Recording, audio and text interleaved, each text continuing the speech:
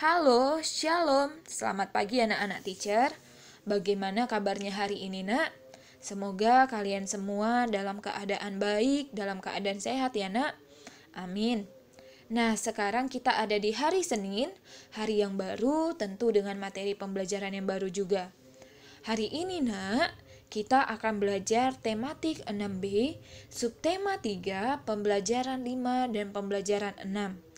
Kalau di bukumu itu ada di halaman 105 sampai halaman 113. Oke, sekarang boleh dibuka bukunya halaman 105. Tapi seperti biasa, sebelum kita mulai pembelajaran hari ini, Nak, jangan lupa untuk semua anak-anak teacher following the Bible dulu atau baca Alkitabnya dulu 5 ayat. Setelah selesai baca Alkitab, jangan lupa berdoa ya, Nak. Minta hikmat sama Tuhan supaya apa materi yang kita pelajari hari ini kalian boleh mengerti, bisa memahami dengan baik. Oke, sebelum kita masuk ke halaman 105, teacher mau review dulu materi yang kita pelajari di video sebelumnya. Di video sebelumnya, Nak, kita sudah belajar kan tentang tumbuhan yang dilindungi di Indonesia, kita sudah belajar tentang hewan-hewan yang dilindungi di Indonesia. Kemudian kita juga sudah belajar tentang pengaruh persatuan dan kesatuan terhadap kesejahteraan masyarakat. Dan sejarah terbentuknya TNI kita sudah belajar. Masih ingat kan? Nah, sekarang kita masuk ke halaman 105. Nah, di buku tematik 6B ini, Nak, ini adalah video terakhir yang akan teacher sampaikan untuk buku tematik 6B. Dari subtema 1 sampai subtema 3, ini adalah video terakhir yang akan teacher kirimkan. Di subtema 1, Nak, kita sudah belajar tentang bagaimana upaya para pahlawan kita dalam mencapai kemerdekaan. Banyak pengorbanan yang dilakukan oleh nenek moyang kita untuk mencapai kemerdekaan supaya negara kita terbebas dari bangsa-bangsa penjajah. Nah, berkat perjuangan para pahlawan, kemerdekaan Indonesia bisa kita raih sampai saat sekarang ini. Setelah kemerdekaan, banyak loh aspek dalam kehidupan masyarakat yang mengalami perubahan. Misalnya, ada perubahan dalam aspek pendidikan, ada perubahan dalam aspek sosial budaya, dan ada perubahan dalam aspek ekonomi. Nah, sekarang kita akan bahas satu-satu. Bagaimana kehidupan masyarakat Indonesia di bidang pendidikan saat sebelum kemerdekaan dan setelah kemerdekaan. Nah, kita akan belajar yang pertama yaitu sebelum kemerdekaan. Kehidupan masyarakat Indonesia, Nak, di bidang pendidikan sebelum Indonesia merdeka sangat memprihatinkan dan tingkat pendidikan kita sangat rendah. Kenapa bisa sangat memperhatikan dan sangat rendah? Karena pada saat sebelum kita merdeka, tidak semua orang Indonesia bisa bersekolah. Yang bisa bersekolah pada masa penjajahan yaitu hanya orang-orang Belanda asli, hanya orang-orang Jepang asli, atau hanya orang-orang keturunan Indonesia dan Belanda. Sementara orang-orang Indonesia asli itu tidak bisa merasakan bangku sekolah atau tidak bisa bersekolah secara bebas. Ya, nah bagaimana kehidupan pendidikan kita sesudah kemerdekaan? Setelah kita mencapai kemerdekaan, setelah kita berhasil mempertahankan kemerdekaan kita, barulah seluruh masyarakat Indonesia bisa merasakan bangku sekolah, bisa bersekolah tanpa adanya pembedaan. Pada masa ini juga, pada masa setelah Indonesia mencapai kemerdekaan, sekolah-sekolah sebagai tempat belajar mengajar mulai didirikan. Nampak ya, Nak, perbedaannya sangat jelas perbedaannya.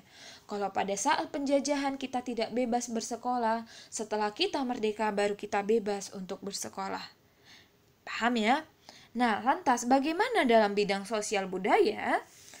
Kehidupan sosial budaya Indonesia sebelum kemerdekaan pada masa penjajahan masih mengenal sistem pembagian golongan kelas sosial. Maksud dari pembagian golongan kelas sosial ini, Nak, terdapat lapisan-lapisan masyarakat antara si miskin dengan si kaya.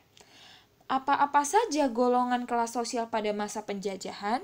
Yang pertama, yaitu ada golongan bangsawan atau dikatakanlah ini sebagai kelas atas. Yang kedua, ada golongan birokrat pemerintah atau disebutlah ini sebagai golongan kelas menengah. Dan yang terakhir yaitu ada golongan rakyat jelata. Disebutlah itu sebagai kelas bawah.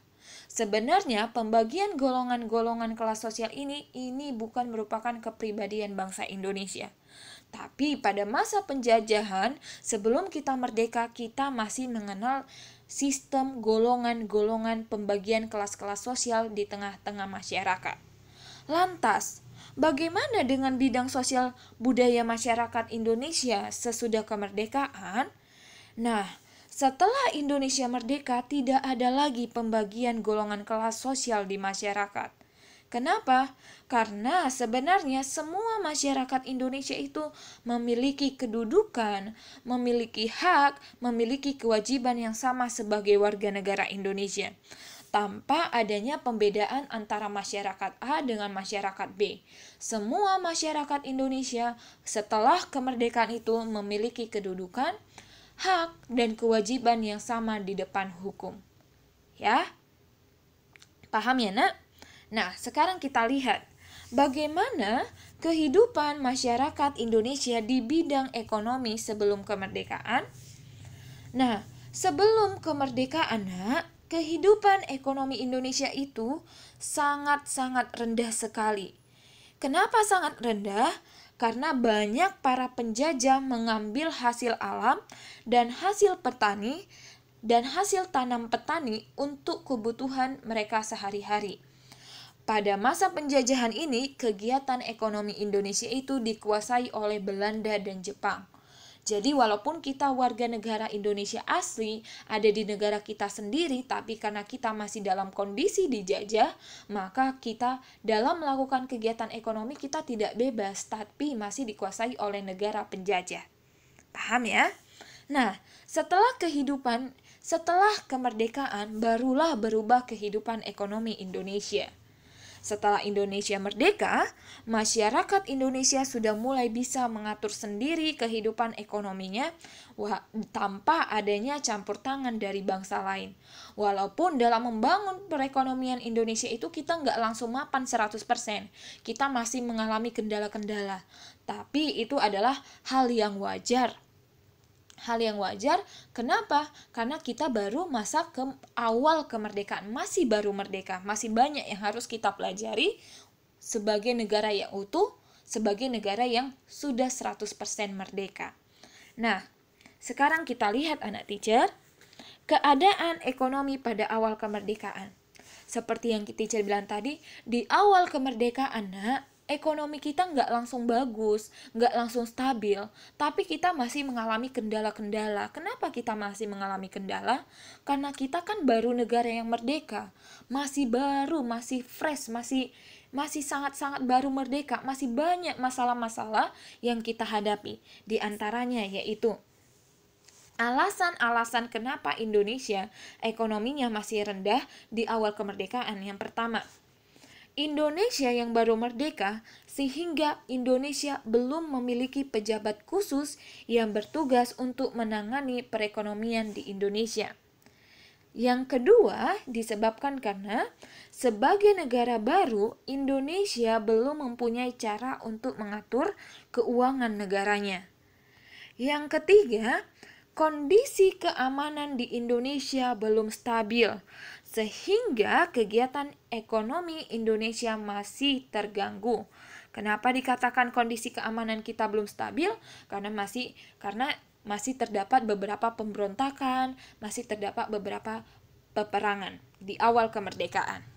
Yang keempat yaitu Indonesia menanggung utang peperangan dari pemerintah Hindia Belanda.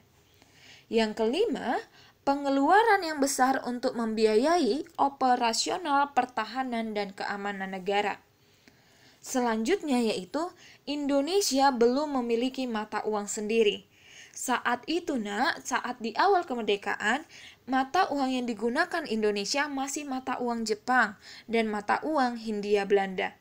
Nah, keenam hal inilah yang menyebabkan perekonomian Indonesia di awal kemerdekaan belum stabil. Oke. Nah, sekarang kita lihat.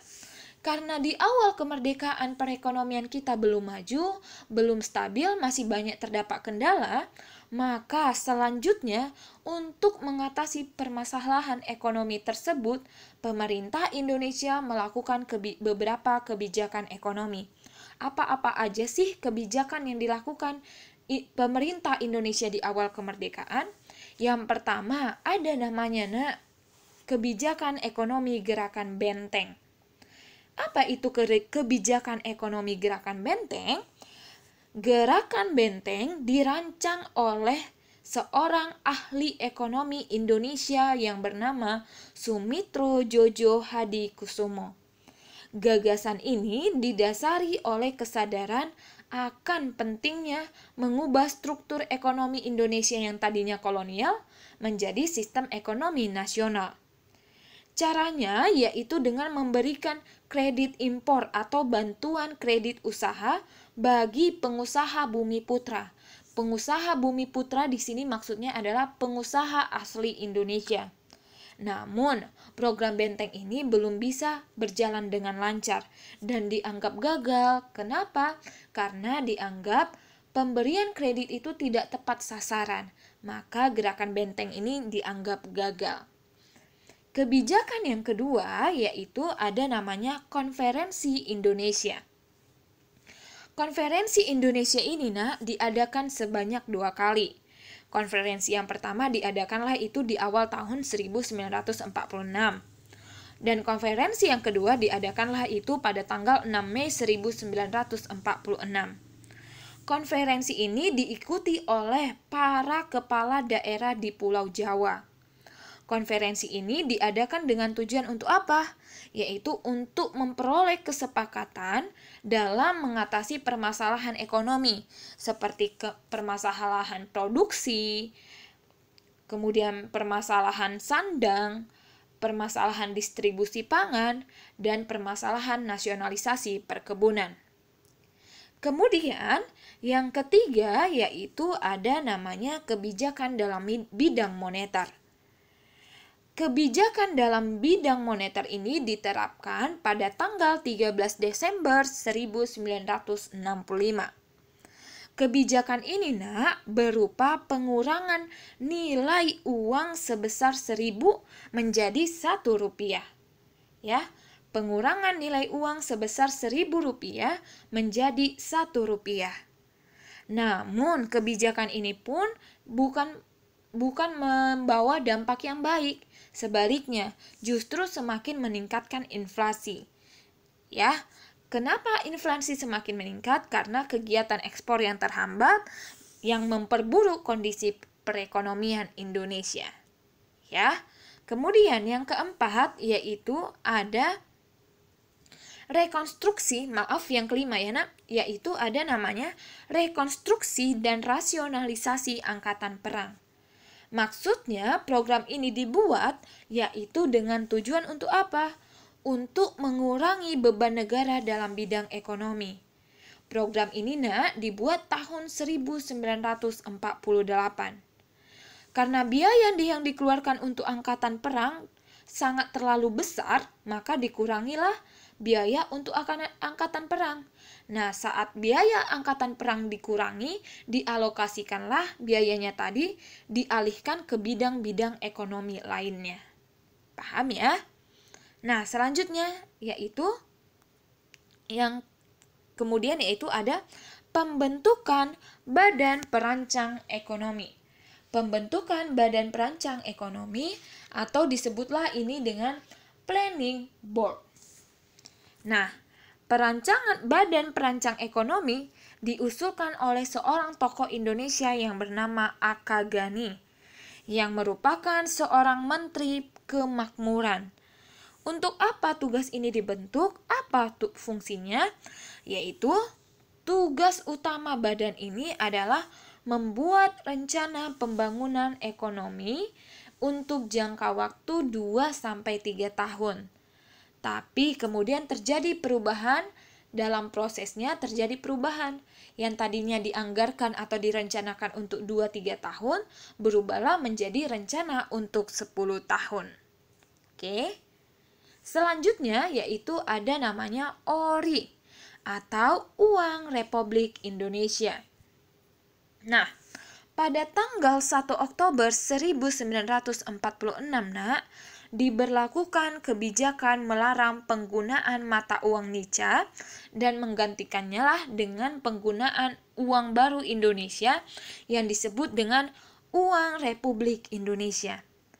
Pada tanggal 25 Oktober 1946 dikeluarkan juga kebijakan baru mengenai pertukaran mata uang rupiah Jepang. Nah, untuk memperingati peristiwa ini, setiap tanggal 25 Oktober diperingatlah itu sebagai Hari Keuangan. Ini di sebelah kanan layarmu ini adalah contoh gambar uang ori pada awal kemerdekaan Indonesia. Oke.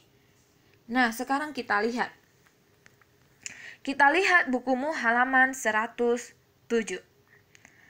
Setelah Indonesia merdeka, karena seni dan budaya di daerah kita itu semakin berkembang karena kita sudah bisa mengurusi negara kita sendiri. Seninya berkembang, budaya daerahnya berkembang. Banyak sanggar-sanggar tari, sanggar tari kesenian, drama yang mulai bermunculan.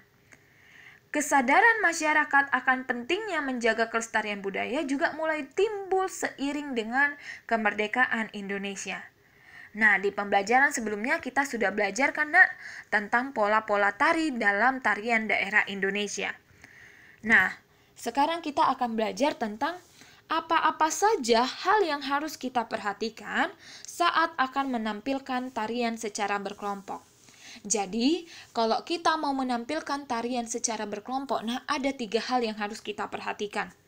Yang pertama yaitu kekompakan gerakan, yang kedua yaitu kesesuaian gerakan, dan yang ketiga yaitu kerapian pola lantai.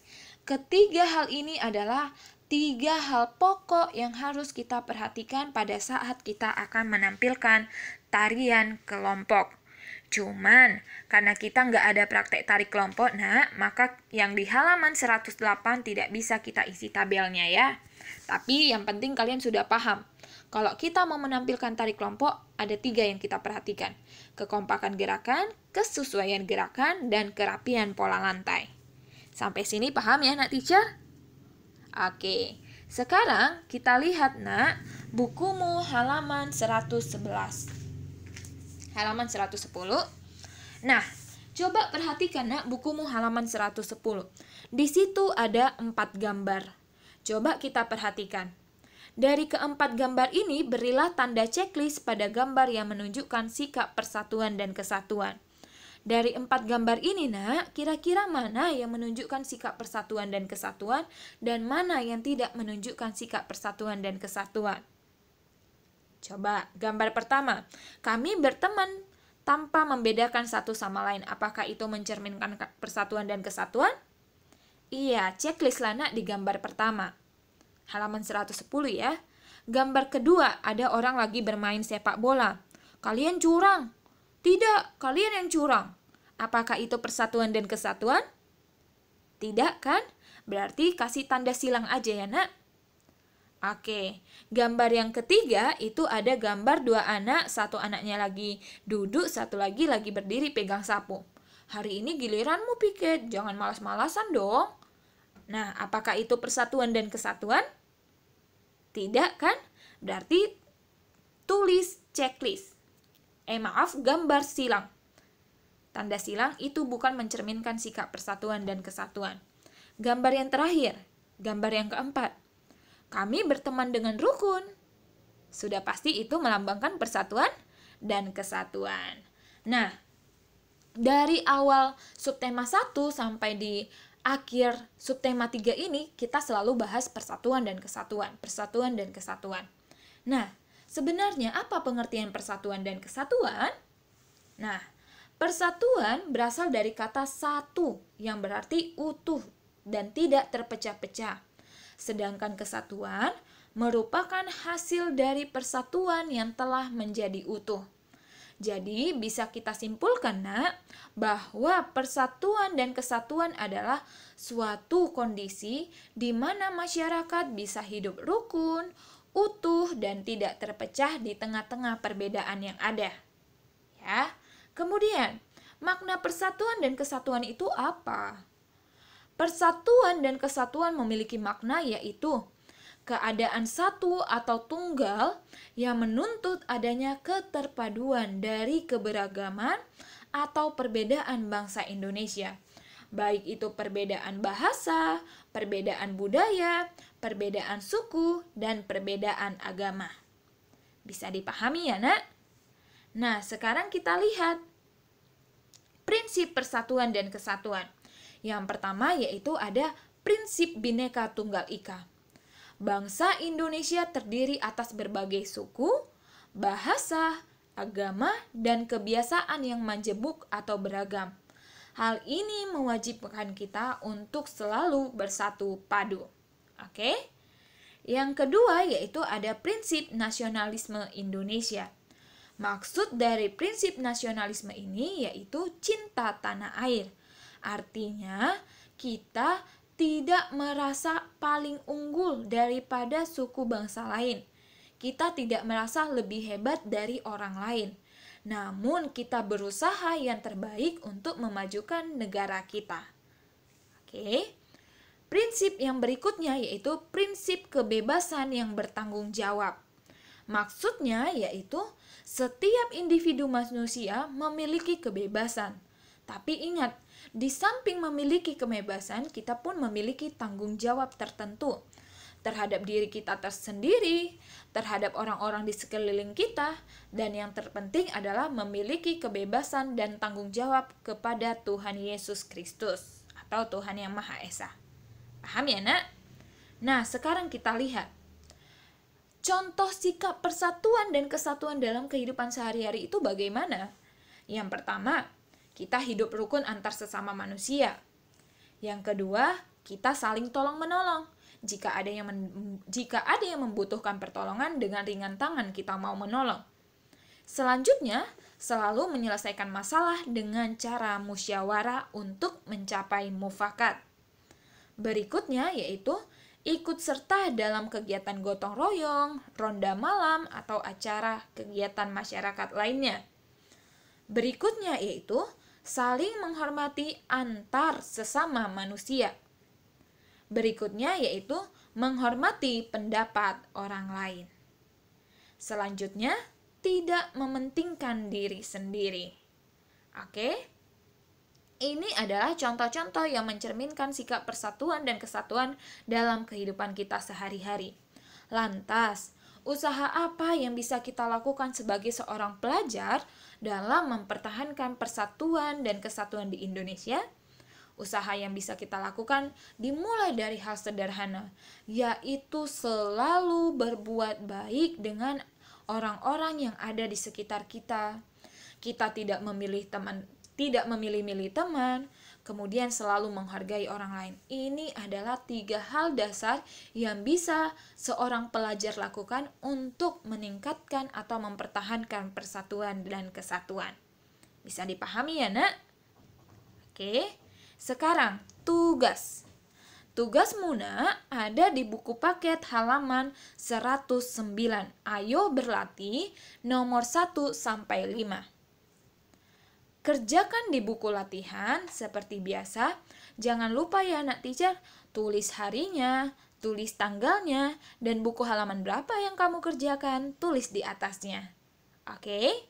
Ingat buku tugas yang dikerjakan, buku paket tematik 6B halaman 109. Ayo berlatih nomor 1 sampai 3. Semangat belajarnya ya, anak-anak teacher. Oke. Nah, sampai di sini pembelajaran kita hari ini, Nak. Sampai jumpa di video-video pembelajaran selanjutnya.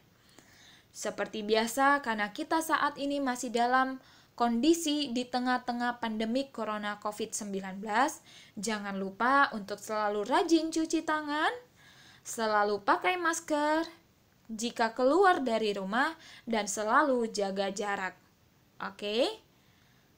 Sampai sini pembelajaran kita. Selalu jaga kesehatan. Tuhan Yesus memberkati kita semua. Amin. Shalom anak-anak teacher.